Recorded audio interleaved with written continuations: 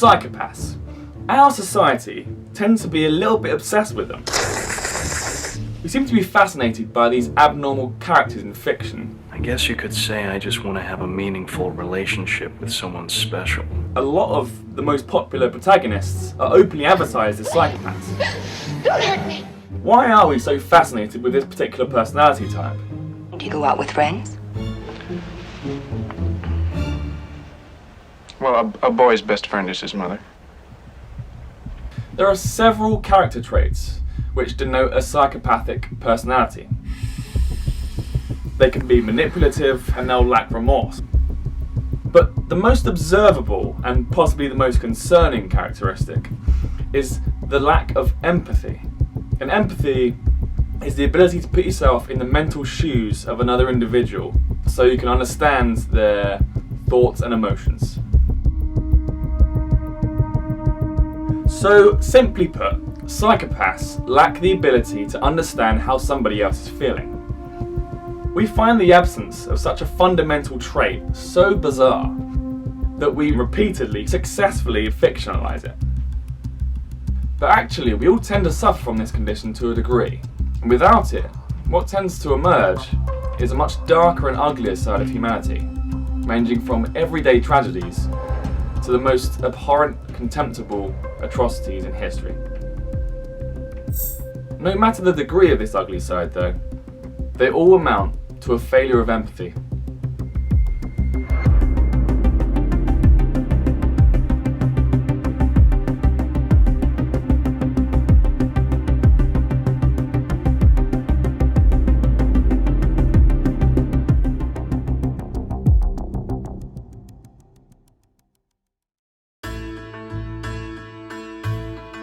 When we experience physical pain or emotional distress ourselves, a part of our brain called the insula and the anterior cingulate cortex is activated. This neural circuit is also activated when we empathise with another human being, meaning we can feel their emotions ourselves. But to the real detriment of our species, this connection often fails.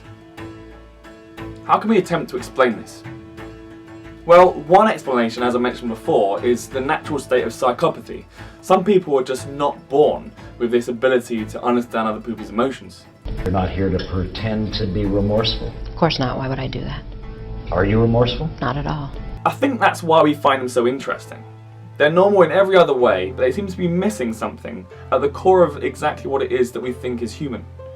But what fascinates me so much is how normal individuals fail so regularly to empathise with others. Because we all do it. A lot. Take the homeless man who gets passed by again and again on the street. This is hardly an exercise of compassion. But this is largely down to a diffusion of responsibility. If somebody is in need of help and there's many people around, studies consistently show that those people are much less likely to intervene. The reason for this is because each individual tends to assume that someone else will help, and therefore they don't need to. But what happens when the situation becomes more urgent? Would you help if someone was being attacked or killed? Perhaps you would. But countless cases suggest that maybe you wouldn't. In one infamous case, a young woman called Kitty Genovese was murdered in plain sight in front of 38 people, all of which assumed that somebody was doing something about it. But alas, none of those 38 people did anything, and she was openly murdered in front of an audience. We think of helping as a sort of automatic something we'd always do, but we often don't, and others often don't when people are in need. We may come to believe that it's not an emergency. Why would everyone else be standing around? Once responsibility of the situation has been diffused, people don't act.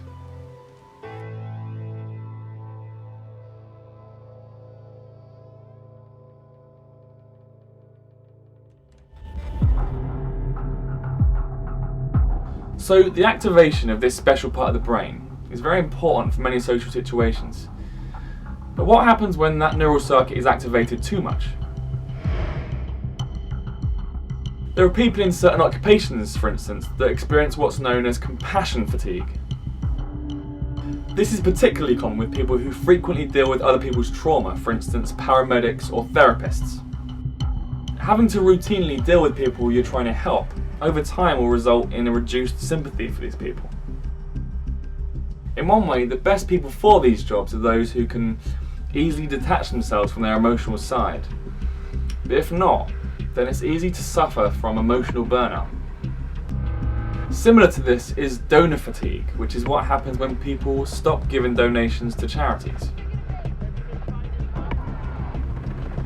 Bombarded by constant appeals by countless charities, people can't help but begin to tire at such endless tragedy.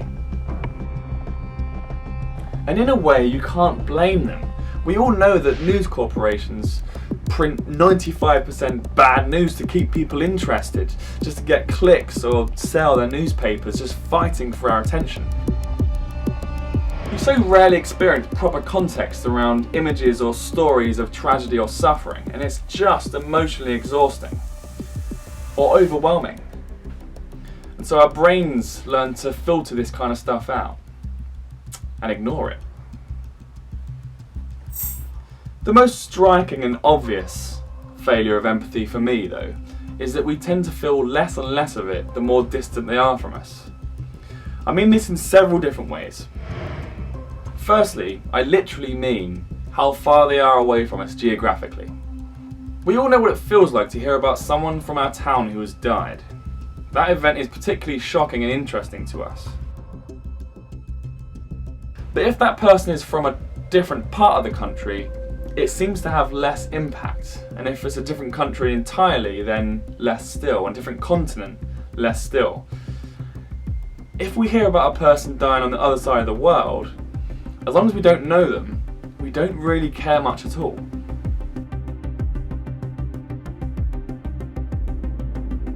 Another aspect of distance is time. We seem to have real trouble imagining what it would be like to be the victim of an atrocity from a long time ago. Just looking at the quality of the footage from the major wars from the last century, going back through the years, we find it much more difficult to care that something terrible once happened to someone. Although you could argue that there's nothing you can do about it now, we do find it surprisingly easy to detach ourselves from feeling anything. Do you find this odd? We also reliably favour and therefore empathise with organisms that are most like us. When we examine the animal kingdom, you can see that the animals that we feel closest to, we feel like we understand more, perhaps because we intuitively feel like they're having similar experiences to us. And whilst that actually might be true, it's still a flaw.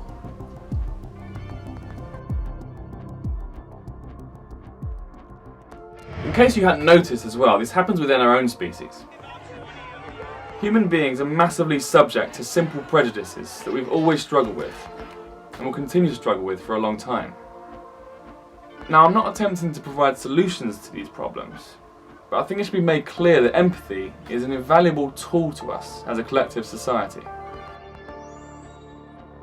It's a mechanism that comes to us naturally in most instances, but the most important thing is to recognise the need to understand somebody, even if we don't feel it with our emotions right now.